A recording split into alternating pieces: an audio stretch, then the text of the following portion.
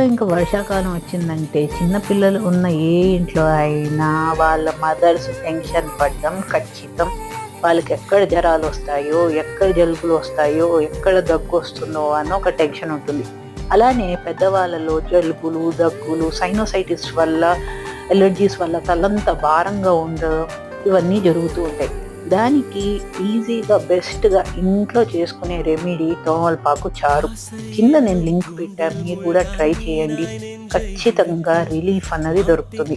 అంతేకాకుండా రెగ్యులర్గా గ్యాస్తో బాధపడే వాళ్ళు, లేదా ఇండైజెషన్తో బాధపడే వాళ్ళు కూడా ఈ చారు కొంత రెగ్యులర్గా తీసుకుంటే ఖచ్చితంగా రిలీఫ్ అన్నది ఉంటుంది. మీరు కూడా ట్రై చేయండి. నాకు ఎలా ఉందో కంపల్సరీగా మీ కామెంట్స్ రూపంలో చెప్పండి.